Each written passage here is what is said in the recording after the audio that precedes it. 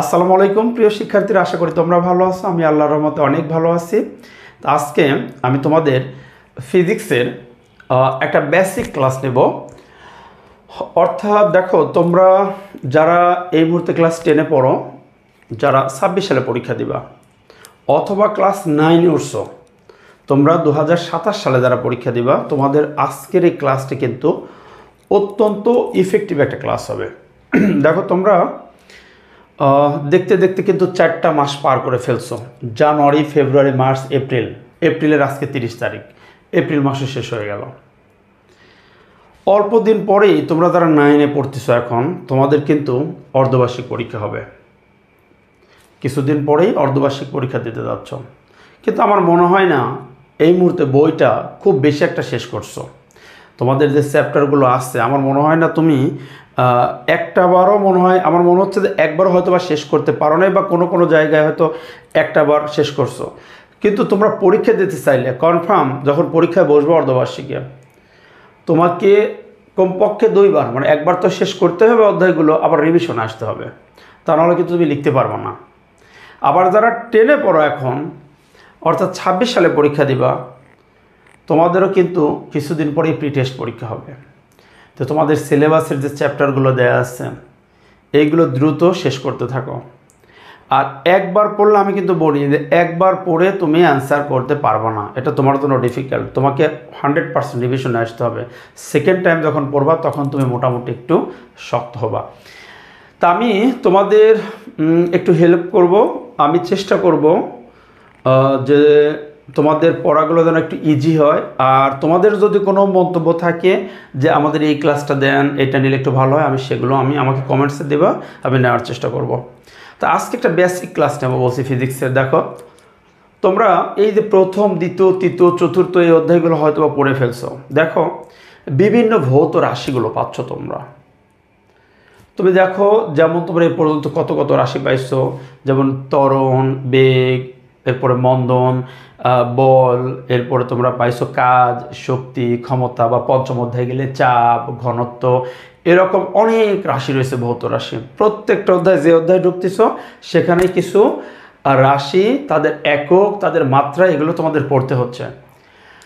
তো তোমরা এককগুলো কিভাবে বের করবা? তো একক কিন্তু মুখস্থ রাখার বিষয় না। তুমি যদি মনে করো যে আমি ফিজিক্সের সব একক মুখস্থ করব, এটা কিন্তু তুমি ভুল পদ্ধতিতে যাচ্ছ। যে এক একটা রাশির একক, মাত্রা, এগুলো আমি মুখস্থ করব, ভুল করবা, দরকার নাই।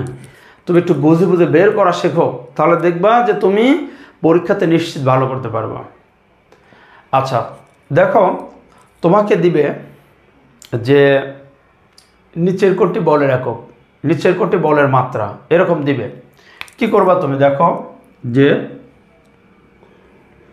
তুমি মনে রাখবা ওই থিওরিটা, নিউটনের সেকেন্ড ল। তুমি থিওরিটা মনে রাখবা, F=ma। এইখান থেকে তোমার একক বলে, মাত্রা বলে, একক, যত ধরনের একক বলে, সব একক বের করে ফেলবা। ধর আমি একক বের করব, বলের এককটা বের করব, তাহলে এখান থেকে কি দেখো, ভরের একক কি? কেজি। আর ত্বরণের একক কি? Metre per second square. তাহলে বলের একক বের হয়ে গেল, KG metre per second square. এখন প্রশ্ন, ত্বরণের একক আবার কোথায় পাবো?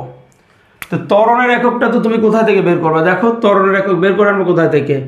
এই দেখো, V-U/T।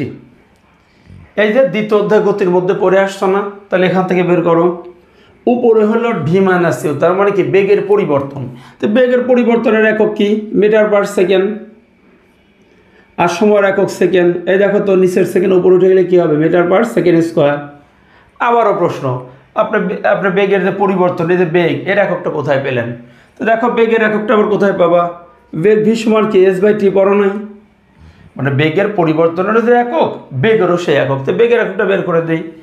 দেখো, সমবেগের এই সূত্রটা পড়ছো না? এস হলো সরণ, সরণের হারকে বেগ বলে। তো সরণের একক মিটার, সময়ের একক সেকেন্ড।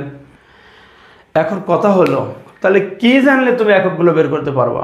ওই যে মৌলিক 7টা রাশি আছে না, মৌলিক রাশিগুলোর এককটা একটু মনে করো তো। দৈর্ঘ্যের একক মিটার, সময়ের একক সেকেন্ড, এরপরে তুমি পড়ছো ভরের একক কিলোগ্রাম, এরপরে তড়িৎ প্রবাহের একক অ্যাম্পিয়ার, দীপন তীব্রতার একক ক্যান্ডেলা, পদার্থের পরিমাণের একক মোল। হ্যাঁ, আচ্ছা, এই যে মৌলিক যে 7টা রাশি পড়তেছো, তাই আমি এত কিছু বলবো না, এত চাপ দেব না। 3টা রাশির একক একটু মনে রাখো তো। দৈর্ঘ্যের একক মিটার, অর্থাৎ দৈর্ঘ্য হোক, দৈর্ঘ্য বা দূরত্ব বা স্মরণ, এই এককটা মিটার, একটু ভালো করে মনে রাখবা। সময়ের এককটা সেকেন্ড, এটা তো মনেই থাকে। আর ভরের এককটা হলো কেজি বা কিলোগ্রাম। এই 3টা একক মনে রাখো, তুমি সব বের করতে পারবা। দেখো, এই যে স্মরণের এককটা মিটার, সময়ের একক সেকেন্ড। এটা কিসের একক পাইলা? বেগের একক। এখন ত্বরণের একক বের করতে গেলে বেগের এককটা দরকার হইলো, এই যে মিটার পার সেকেন্ড। এই যে এখান থেকে যে মিটার পার সেকেন্ড পাচ্ছ, এটা কিন্তু তুমি এই যেখানে বসিয়ে দিলে, যে বেগের একক মিটার পার সেকেন্ড।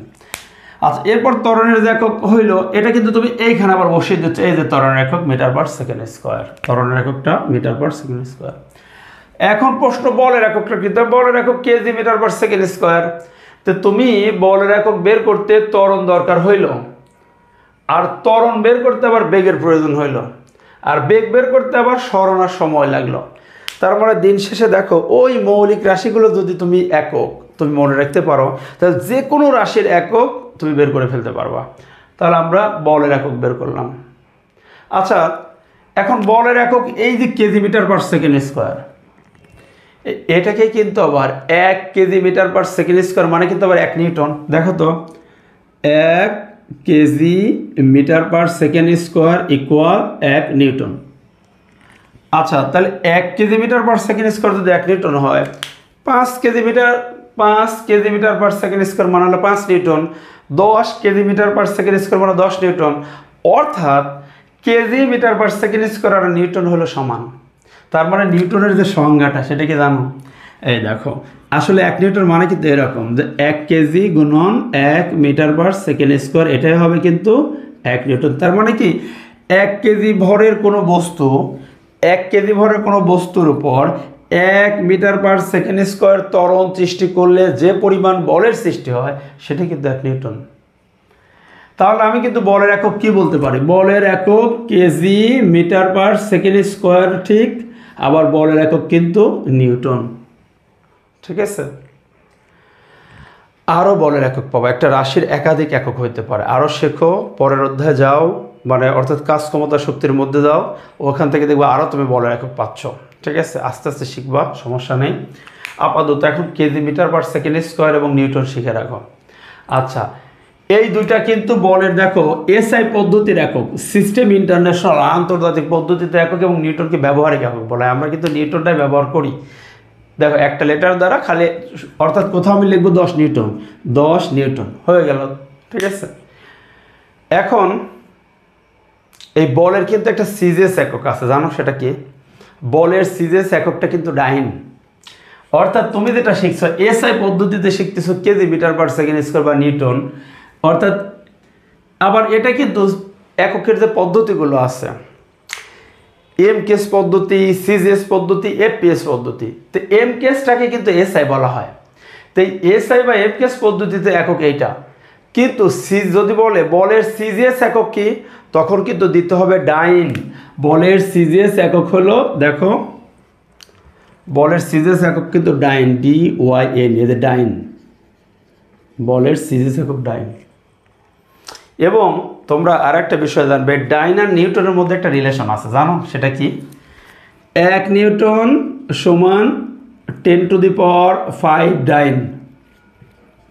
এই দেখো, 1 নিউটনে হয় 10 তাহলে নিউটন আর ডাইনের মধ্যে রিলেশন কি? 1 নিউটন 10⁵ ডাইন, ঠিক আছে। ওকে,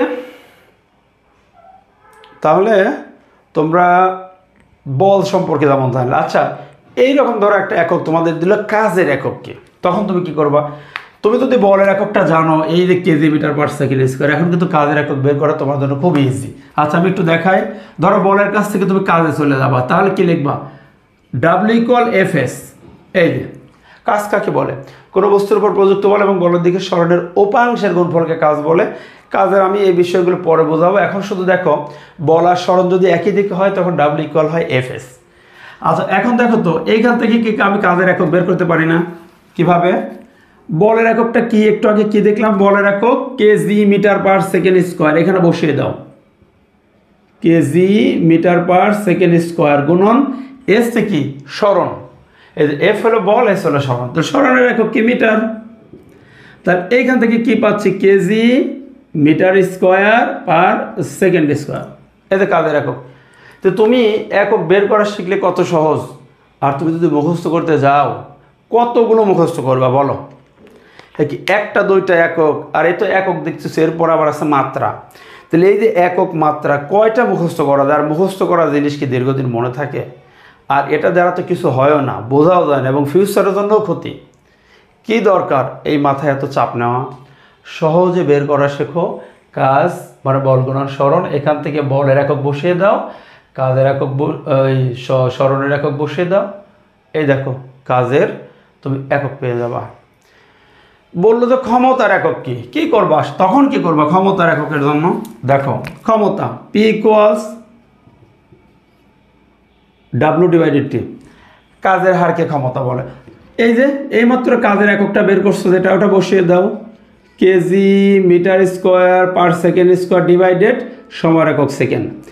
এই সেকেন্ড উপরে উঠে গেলে কি হয়, KG metre square per second square per second cube. এই যে একটা সেকেন্ড উপরে উঠে গেলে পার সেকেন্ড কিউব। আচ্ছা দেখো তো একটার সাথে একটা রিলেটেড না? এই যে বেগ বের করলা, আচ্ছা বেগ জানলে ত্বরণ বের করা যায়। ত্বরণ জানলে তুমি দেখো তো, আমি পরপর যদি আমি তোমাকে একটু বিষয়টা বলি। আচ্ছা যে তুমি যদি মৌলিক একক, আচ্ছা দৈর্ঘ্যের একক আর যদি সময়ের একক জানো, অর্থাৎ দূরত্বের একক আর যদি সময়ের এককটা জানো, তুমি কি বেগের একক পারবা না? আচ্ছা বেগের একক যখনই তুমি জানছো, বেগ থেকে কোথায় যেতে পারবা? তুমি তো ত্বরণের এককও বের করতে পারবা। আচ্ছা ত্বরণ জানলে কি তুমি বল বের করতে পারবে না? শিওর বল একক বের করতে। আচ্ছা তুমি যদি বল জানো, কাজের একক বের করতে পারবা না? পারবা। আচ্ছা তুমি যদি কাজ জানো, ক্ষমতার একক বের করতে পারবা না? পারবা। আবার কাজের যে একক, শক্তিরও সে একক। আচ্ছা দেখো তো সবগুলো একক একটার সাথে একটা রিলেটেড না? তো এভাবে তোমরা একটু করে বের করা শেখো, ঠিক আছে? এভাবে প্রত্যেকটা রাশি একটা থেকে আরেকটা এরকম করে বের করা যায়। এই লিঙ্কগুলো আছে যে একটা থেকে একটা কীভাবে স্কিপ করে চলে যাওয়া যাচ্ছে এখান থেকে ওখানে, একটু যদি জ্ঞান থাকে। তা আমি এরপরে আমি তোমাদের ইনশাল্লাহ মাত্রাগুলো কী কাজ করবা, কীভাবে বের করবা সেই বিষয়টা নিয়ে আসবো। তা আজকে এখানে সমাপ্ত করছি। তোমাদের শুভকামনায়। আল্লাহ হাফেজ। আসসালামু আলাইকুম রহমতুল্লাহ।